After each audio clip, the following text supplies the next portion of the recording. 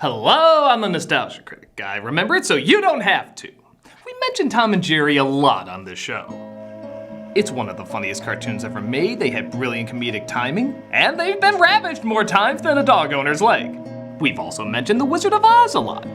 It's one of the great movies, and for a film that's over 80 years old, still being referenced and enjoyed by all ages, it's truly the definition of the term timeless. I also love Chip and Dale and Jurassic Park, but just because two things are popular doesn't mean they belong together. Okay, that one kinda does, but this one doesn't!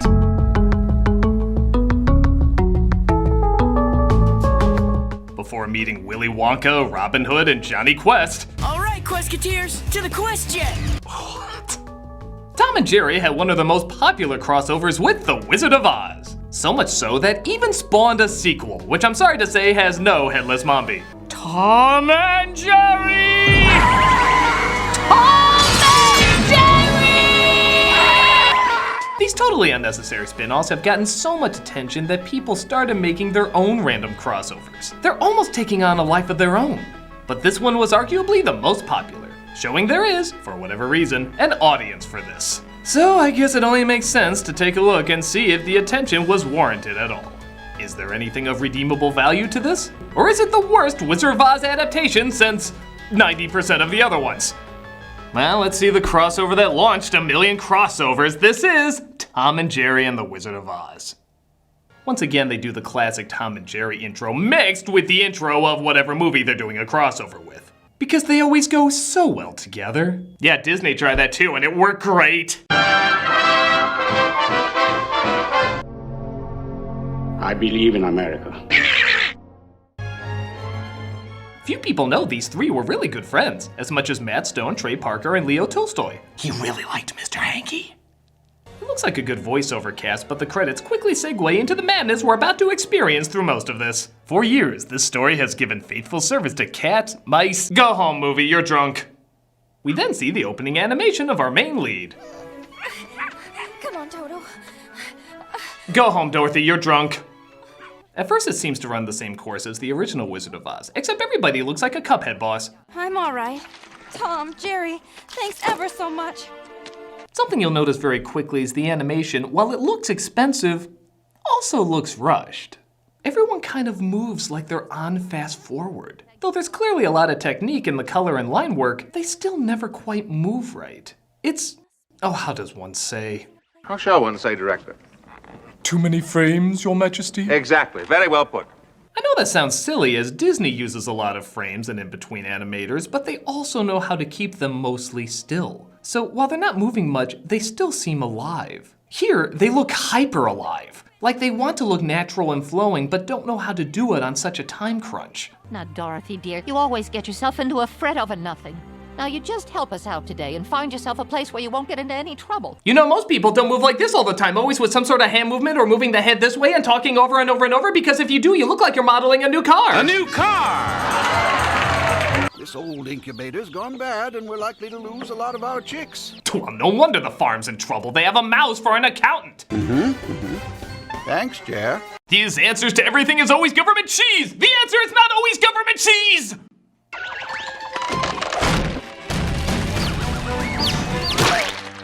Oh, for a farm concerned about their chick count, they sure are flexible with killing their unhatched ones. Will you promise me something? Promise me you'll be friends and work together to keep an eye on Dorothy. Ex-nay the edding along gay, ager may, old ship bay. I'm sure this song will be just as powerful here as in the original. Yeah, it sounds nice, but you know what's missing? Excessive violence. Yeah, no joke. All throughout the entire song, Tom and Jerry bicker, fight, and trip over themselves. Because the song really had no emotional weight without it. It's like the alternate cut of Meet Me in St. Louis, where they drop a piano on her head. Clang, clang, clang went the trolley. Even if the violence was taken out, I don't like the way this horse is looking at her. His eyes seem to be saying, "Oh yeah, Dorothy. I'll take you over the rainbow. Show you what way up high really means." But the mean-spirited, I don't think they give her a name in this version, comes to take Toto away. I love that this is actually so rushed that not only does she put up little to no fight keeping him, but she accidentally calls the lady a him, and nobody ever fixed it. Uncle Henry, Annie, don't let him take Toto. Well, you have to admit, she is rather mannish. How is it Toto is seen as the most dangerous canine on the farm when there's a bulldog named Butch that lives there too? Also, come on, you couldn't have Droopy as Toto. Peep, peep to you, too. Tom and Jerry help rescue Toto in this version with actually some pretty inventive slapstick. And you know where they go from here. Dorothy tries running away and comes across a fortune teller who tells her to go back home, who will eventually end up being the wizard in her dream, or they cut all that. NEM! NEM! I guess her subconscious made up this guy. 3 times. NEM! Uncle Henry! Horse! Actually, while you're here, can you tell me what's up with this guy? I'll melt your troubles like lemon drops. So Dorothy, Tom, and Jerry all get knocked out and somehow share the exact same dream. So either this is going on or this is going on. I'll get you, my pretty, and your little soul, too! They of course wake up in the colorful land of Oz. As it turns out, the Munchkins are pretty hardcore. Bats! Think about that. The Munchkins carry bats! Watch it! There's more where that came from. Is the Lollipop Guild gonna have to cut a bitch? You must know Dorothy. This Munchkin, of course, is Tuffy, who explains what happened to Dorothy. And you know, if you never saw The Wizard of Oz before and this was your introduction to it, how would you react to this?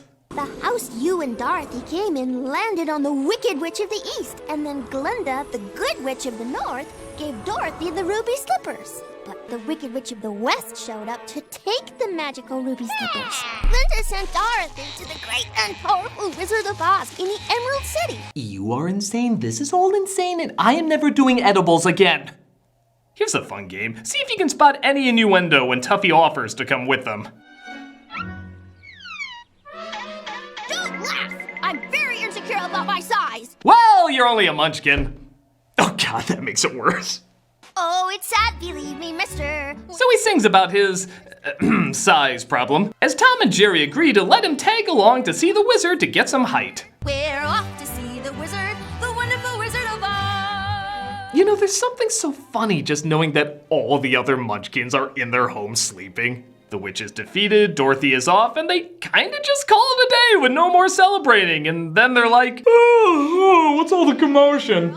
Oh, other visitors from the sky. Okay, we did like 5 song numbers for that redneck girl. We are not doing this shit again. We'll just give it to that Easter egg mouse to perform with no backup. I'm busy trying to figure out why our flowers are looking so flat. Maybe it's that new fertilizer we've been using.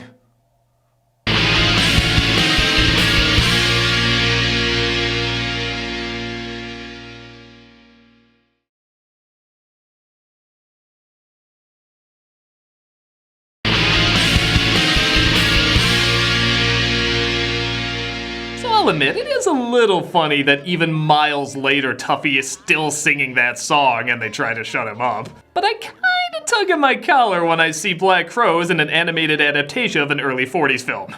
Oh wait, I forgot, it's Tom and Jerry. They've had years of experience with this kind of stuff. What are you, nuts? No one goes that way. What do you mean? Lots of people go both ways. Okay, the internet already has this clip to play with. I don't think we need any more innuendos.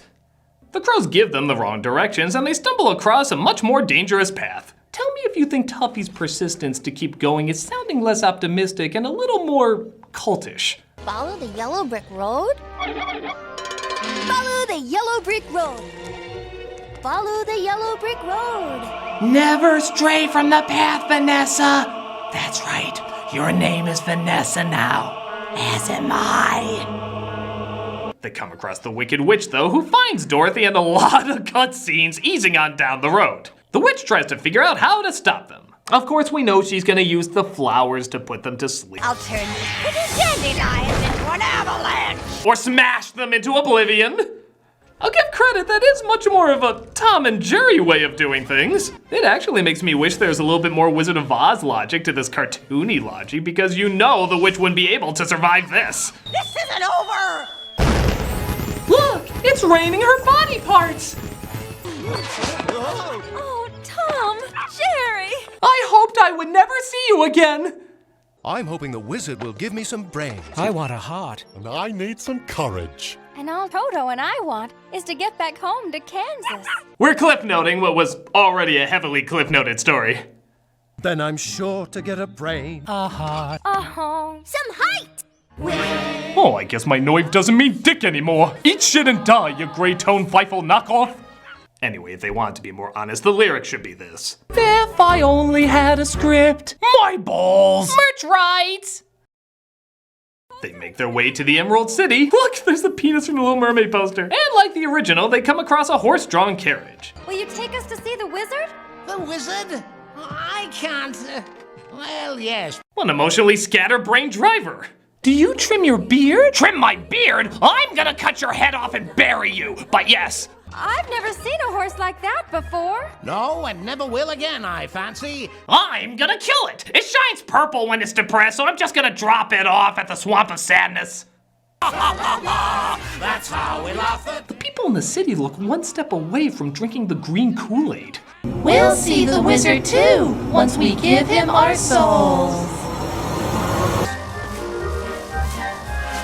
Aw, could you put a little more hay in the crotch area for me? It gets a little cold in Oz, if you know what I'm saying. So, is one of the chicks from the farm having this dream too? How does any of this work? As before, the witch appears to threaten him, only this time she holds the broom in a very, clips for sale manner. Surrender Dorothy. At least she's forgotten about you two. Oops, my mistake. Okay, that's just funny. As before, they visit the wizard, and I was gonna make a Skeletor melting into a Mars Attacks Martian joke, but the more I look at the top of that head, it's looking a little, a tiny, oh, how does one say? How shall one say, Director?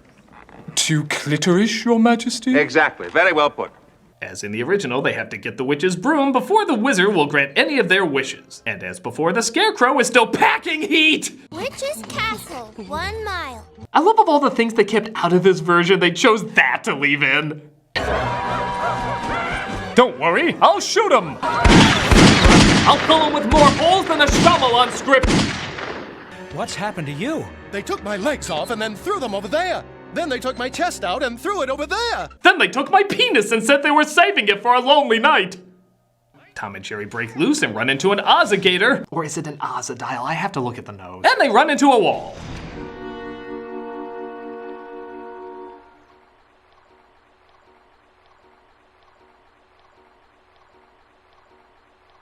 Should I roll the credits?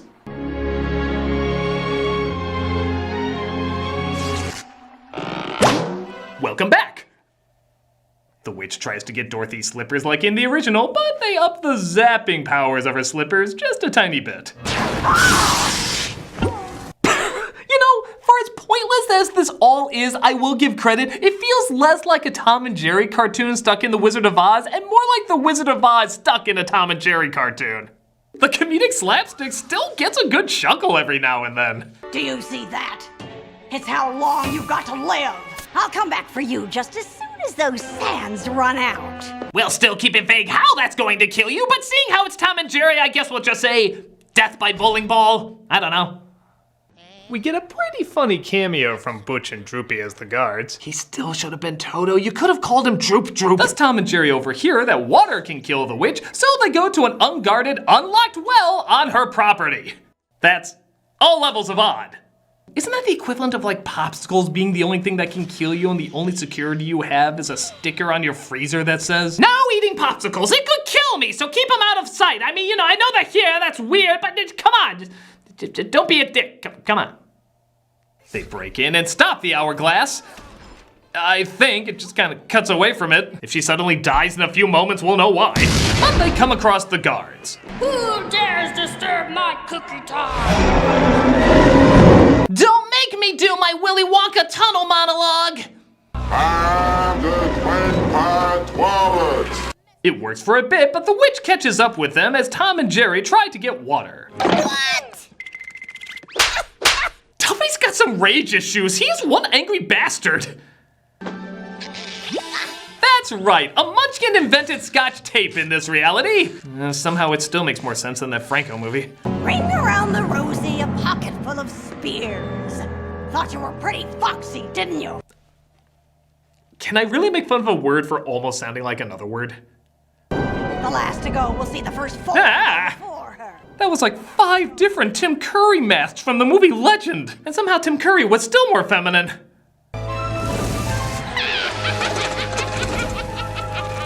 How about a little fire, Scarecrow? You know, I never got that part.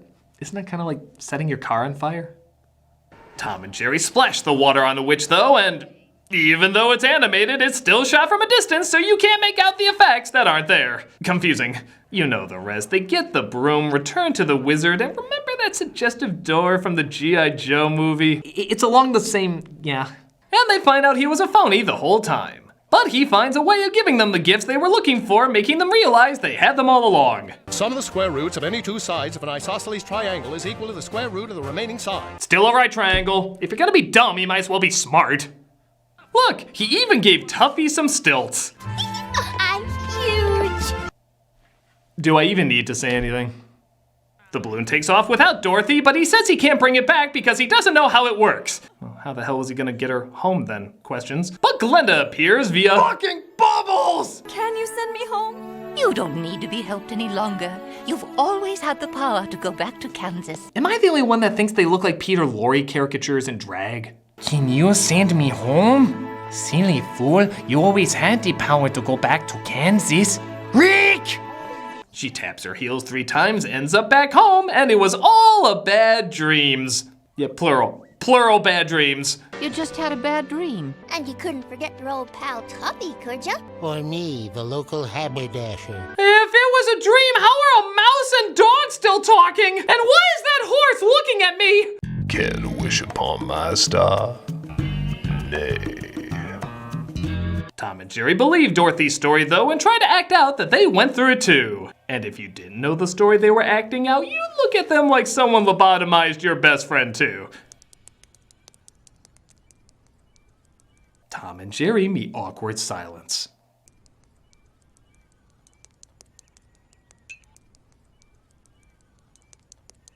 Something happened! They fight some more, the end credits roll, and everybody who never heard of the Wizard of Oz thinks they're stoned out of their minds.